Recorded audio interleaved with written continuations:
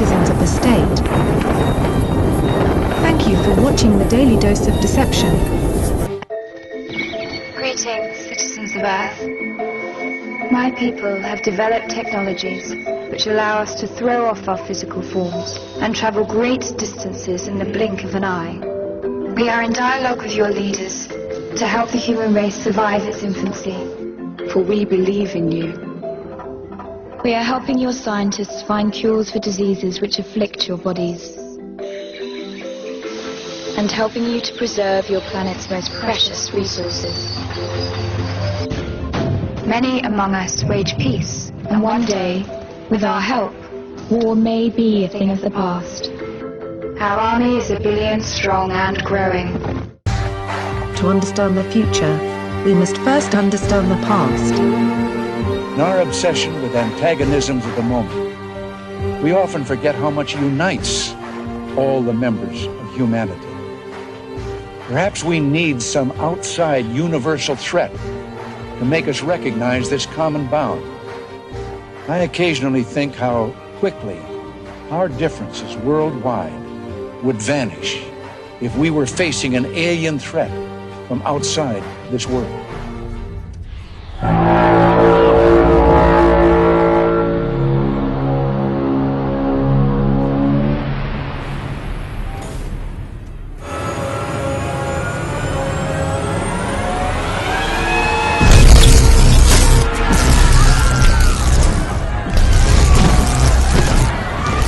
The Earth is ruled through secret societies. You were both in Skull and Bones, the secret society. It's so secret we can't talk about it. What does that mean for America? The conspiracy theorists are going to go I'm wild. sure they are. I don't know. I haven't seen the web. Number page. 322? You both were members of Skull and Bones, a secret society at Yale. What does that tell us? Not much, because it's a secret.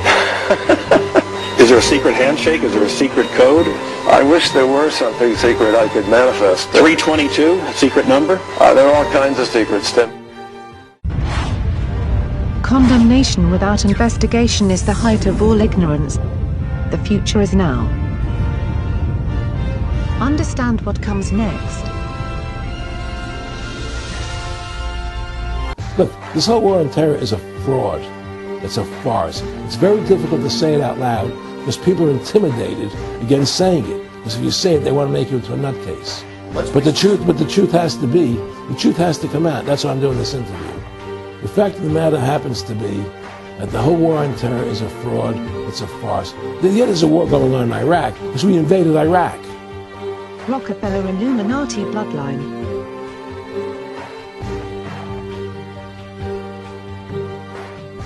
Eric, can you be specific about when you met Rockefeller, how it happened in these discussions? I made a video called Mad as Hell, and he'd seen the video and wanted to meet me and knew I was running for governor of Nevada.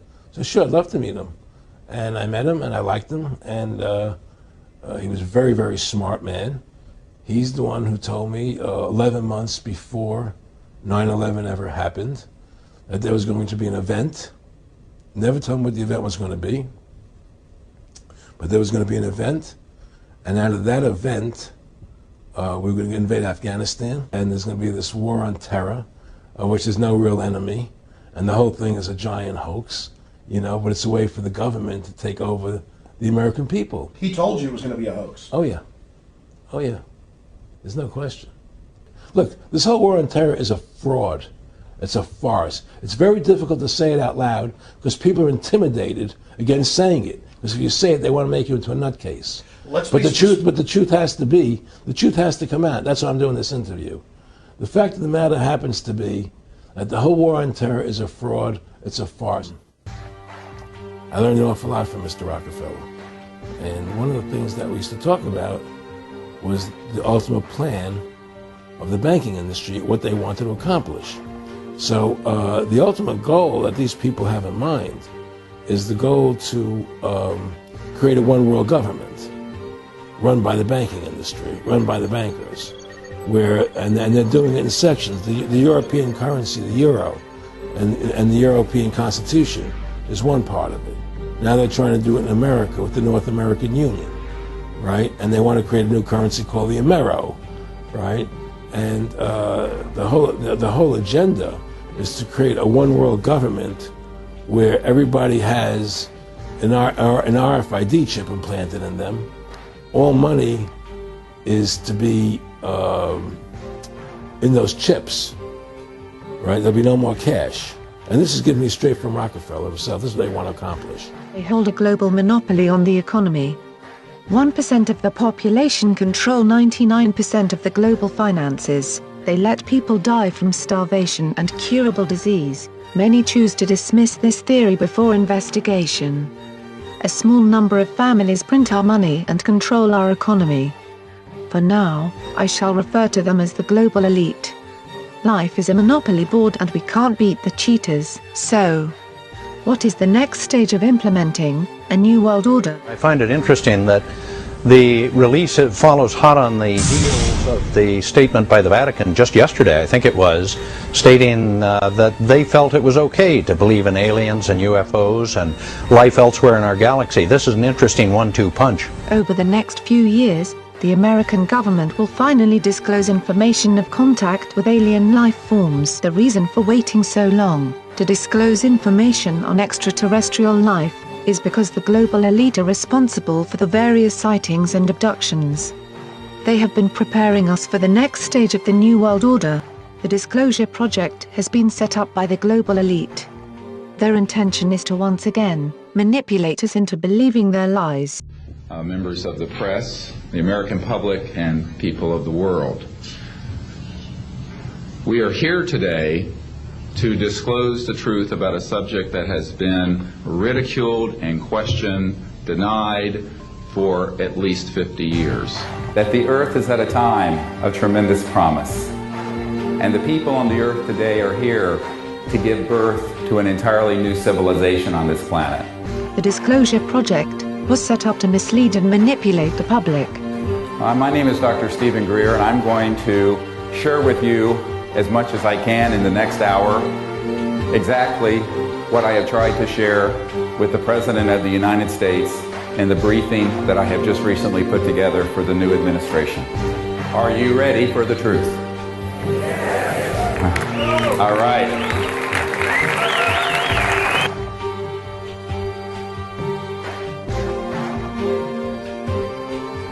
Because we are at the time in history where one big cycle is closing and another cycle is opening, the duration of which will be 5,000 centuries on Earth, of unbroken peace, of universal peace, and at the end of that cycle, we, our descendants, will be extraterrestrial visitors to other worlds, helping those planets.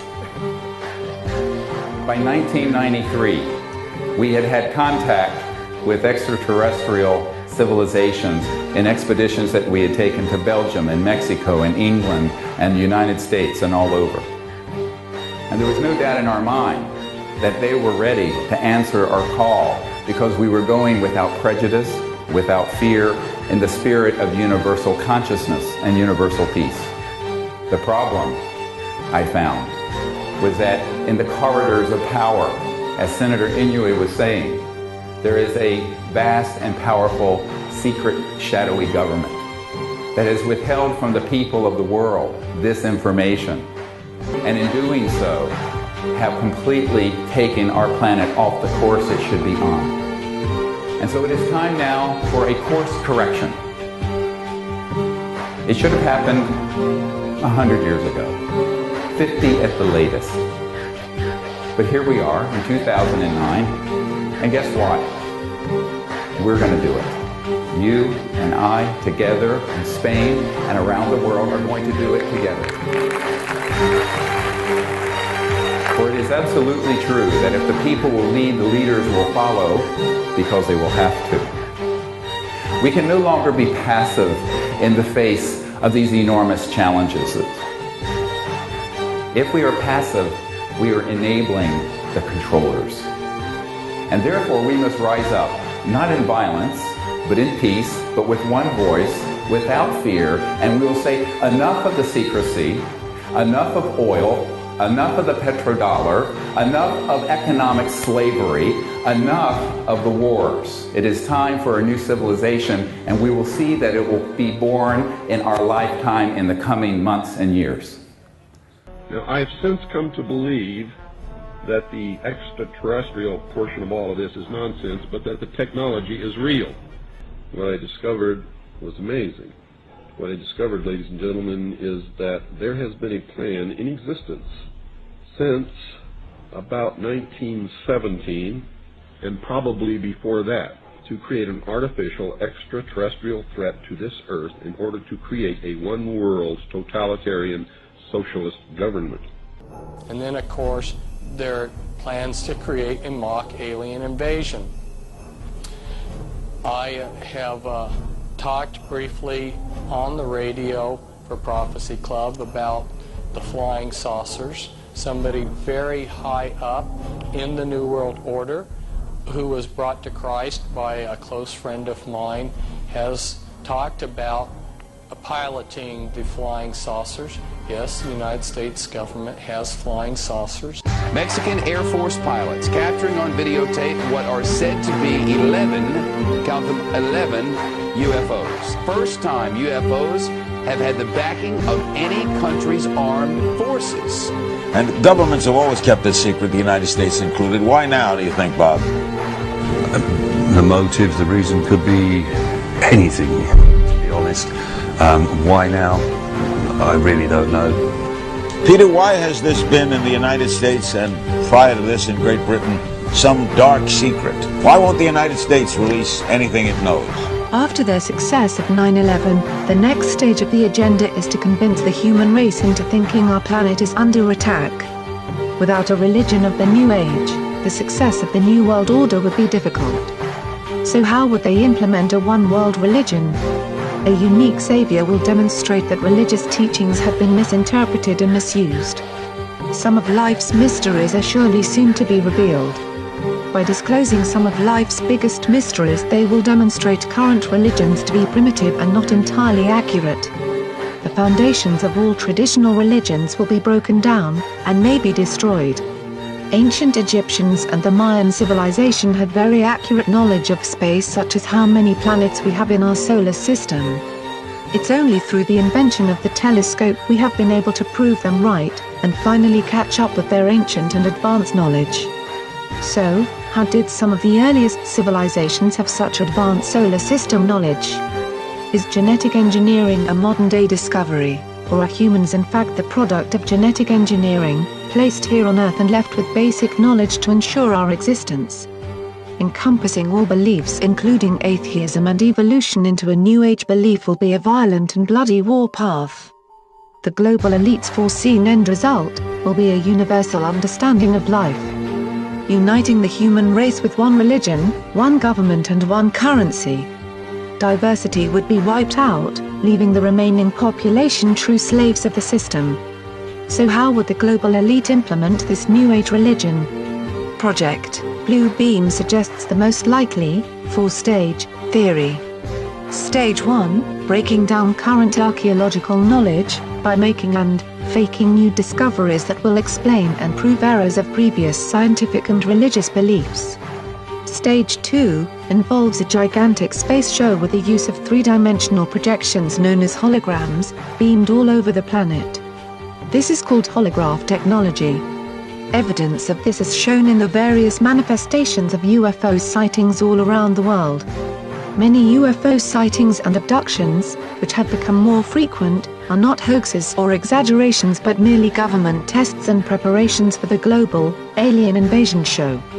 Stage 3, involves deep psychological destabilization of the population. It can be done with fear tactics and transmitting extremely low-frequency radio waves that will alter and weaken our mind state.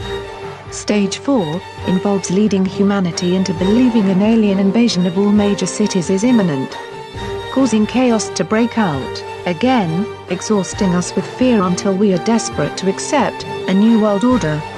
It does sound like a very extreme theory, but sadly, this is the twisted reality of the global elite. So will you fight out against the New World Order? Remember that the sheep of society will eventually be led to the slaughterhouse.